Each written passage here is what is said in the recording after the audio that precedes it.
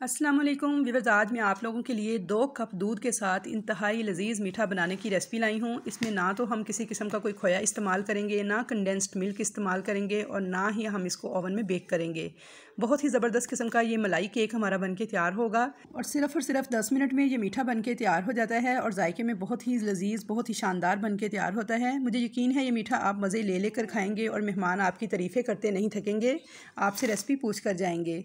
तो व्यूअर्स, मेरी गारंटी है इस रेसिपी के लिए कि जब आप इसे ट्राई करेंगे तो आपकी फैमिली फ़ैन हो जाएगी इस रेसिपी की और आपसे बार बार डिमांड करेगी इस रेसिपी को बनाने की। तो चलिए हम देख लेते हैं कि ये मज़ेदार सा मलाई केक हम किस तरह से बनाकर तैयार करेंगे। तो एक पैन के अंदर मैंने आधे कप से थोड़ी सी कम चीनी ऐड की है। साथ ही मैं इस पैन के अंदर डाल दूँगी पानी, 1 कप से थोड़ा सा कम यानी कि पौना कप मैं इसके अंदर पानी डालूँगी। फ्लेम ऑन करूँगी और इसे बॉयल आने दूँगी। जैसे ही इसमें बॉयल आएगा तो सिर्फ चीनी के मेल्ट होने तक और बॉयल आने तक हमने इसको पकाना है। हमने कोई एक तार वाला शीरा या बहुत गाढ़ी चाशनी तैयार नहीं करनी। तो यहाँ पे देखिए इसमें एक बॉयल आ चुका था, तो अब मैं इसको मज़ीद 2 मिनट तक पकाऊंगी और फ्लेम को ऑफ़ कर दूँगी। अब इस शीरे को एक साइड पर रखेंगे और हम एक कढ़ाई लेंगे, इसमें हम 2 कप दूध डालेंगे। तो यहाँ पे मैंने फुल फैट क्रीम वाला दूध लिया है 2 कप। आप देख सकते हैं पहले से उबला हुआ ठंडा दूध है और इसमें मलाई भी मौजूद है अच्छी खासी। आप चाहें तो पैकेट वाला दूध भी इस्तेमाल कर सकते हैं। अब इस दूध के अंदर मैं डाल दूँगी 3 टेबल स्पून चीनी और इसमें खुशबू के लिए मैं ऐड करूँगी vanilla essence half tea spoon. आप अगर वनीला एसेंस ना हो तो उसकी जगह पे इलायची का पाउडर भी हाफ़ टी स्पून इस्तेमाल कर सकते हैं।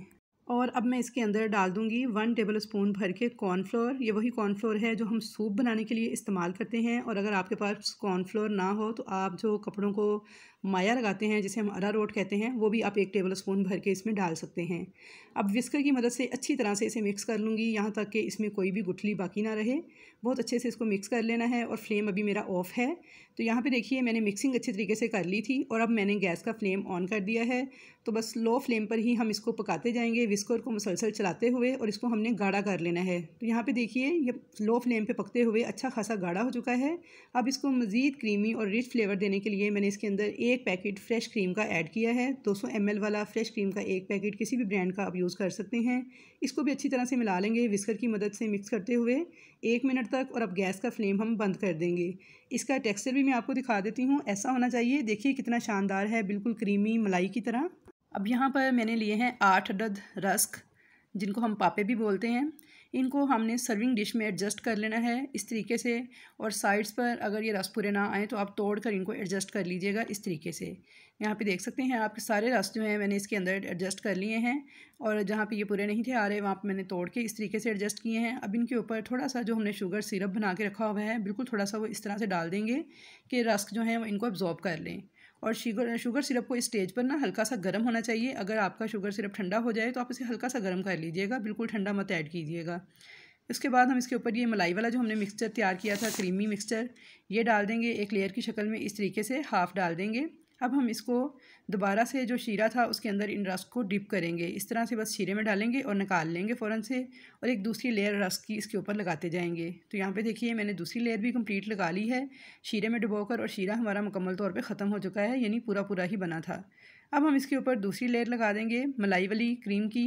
अच्छी तरह से स्पैचुला से इसको सेट कर देना है। ऊपर से आप गार्निशिंग कर लें किसी भी चीज़ के साथ। मैंने पिस्ता और बादाम इस्तेमाल किया है। और अब इसको हम रख देंगे फ्रिज के अंदर ठंडा और सेट होने के लिए कम से कम 3 से 4 घंटे तक। तो यहाँ पर मैंने इसे 2 से ढाई घंटे के लिए फ्रिज में रख के सेट कर लिया था और अब मैंने इसको निकाल लिया है फ्रिज से, क्योंकि मेरे बच्चों को बहुत ही बेताबी से इंतज़ार था तो वो मज़ीद वेट नहीं कर रहे थे, तो इसलिए मैंने ज़रा जल्दी निकाल लिया है। अब मैं आपको इसको सर्व करके दिखाती हूँ। तो यहाँ पे आप देख सकते हैं माशाल्लाह अल्हम्दुलिल्लाह कितना ज़बरदस्त, कितने क्रीमी टेक्सचर के साथ ज़बरदस्त किस्म का हमारा मलाई केक मीठा बन के तैयार हुआ है। देखते ही मुंह में पानी आ जाएगा, खाने को आपका दिल ललचाएगा और यकीन मानिए आप सवैयाँ छोड़कर इसी को बनाना पसंद करेंगे। ये गारंटी है मेरी इस रेसिपी के लिए कि बहुत ही शानदार बन के तैयार होगा और आपकी फैमिली फ़ैन हो जाएगी इस रेसिपी की और बार बार आपसे डिमांड करेगी ये मीठा बनाने की। तो देखिए व्यूअर्स, बहुत ही आसान चीज़ों के साथ बहुत ही कम मेहनत में बन के ये तैयार हो जाता है और खाने में इंतहाई शानदार बन के, इंतहाई मज़ेदार बन के तैयार होता है। तो इंशाल्लाह ताला आपकी पूरी फैमिली को बेहद पसंद आएगा। कमेंट्स बॉक्स में मुझे फ़ीडबैक ज़रूर दीजिएगा कि आपको मेरी ये रेसिपी कैसी लगी। अगर ये रेसिपी अच्छी लगी है तो जल्दी से वीडियो को लाइक कीजिए। चैनल पर नए हैं, ये फर्स्ट टाइम वीडियो वॉच कर रहे हैं तो आपसे छोटी सी रिक्वेस्ट है कि चैनल को सब्सक्राइब कर लें ताकि आपको मेरी नई आने वाली तमाम वीडियोस फ्री में इसी तरह देखने को मिलती रहें। तो इंशाल्लाह ताला मुलाकात होगी एक नई रेसिपी के साथ। तब तक के लिए मुझे दीजिए इजाज़त। अल्लाह हाफिज़।